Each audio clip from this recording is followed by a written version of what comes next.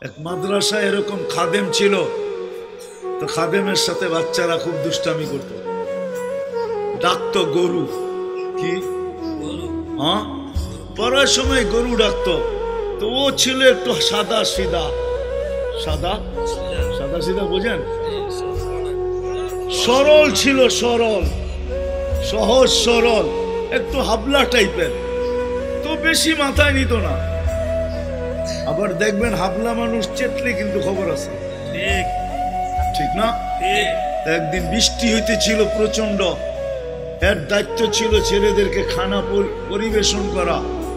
তো খানার সময় গেছে, খানা নিয়ে আসে না, তো ছেলেরা চিৎকার দিতেছে গরু কই গেল। একটু পরে দেখতেছে খানা নিয়ে আসতেছে, তো সবাই চিৎকার দিয়ে বলতেছে ওই গরু এত দেরি করলি কেন? বাস সরল সহজ তো লেগে গেছে মাথায়। খানা নামায়া দিয়া মোহতামিম সাহেবের কাছে যায় বলতেছে চাকরি করব না। কেন? বাড়ি মাদ্রাসায় যেটি পালেন এটি সব দেয়া দাও। সবসময় গরু বলে শোয়া গেছি, আজকেও গরু বলতেছে বিজা বিজা খানা নিয়ে আইলাম।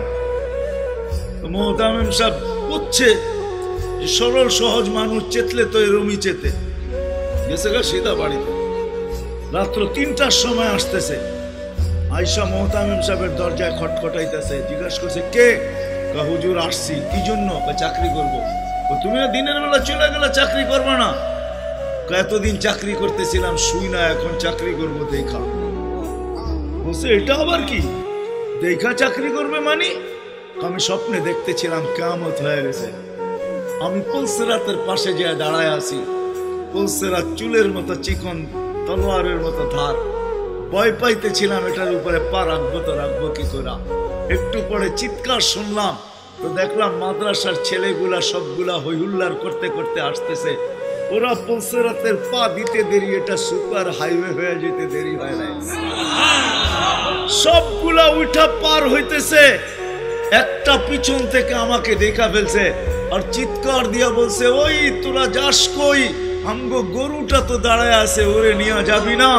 বলে সবগুলা পিছে ফিরে আসছে আর আমাকে উঠায়া কেউ হাতে কেউ পায়ে ধরা সব কাঁধে করে নিয়ে পার করা দিছে। ঘুমের থেকে জায়গা গেছি, এই জন্য চোখে দেখা আমি এখন চাকরি করব। কমসে কম আমরা সামনের যে মাসটা আসতেছে রমজান, শাবান তো শুরুই হয়ে গেছে। 7 তারিখে দিবাগত রাত্রে নিসফ মিন শাবান হবে, আসতেছে।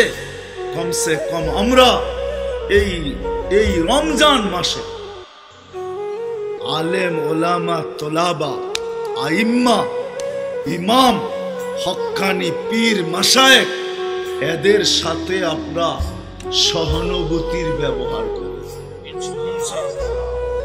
তো ইনশাআল্লাহ। পাক্কা ওয়াদা? ওয়াদা পাক্কা। আল্লাহ আমাদের সবাইকে আমল করার তৌফিক দান করেন। ওমা আলাইনা ইল্লাল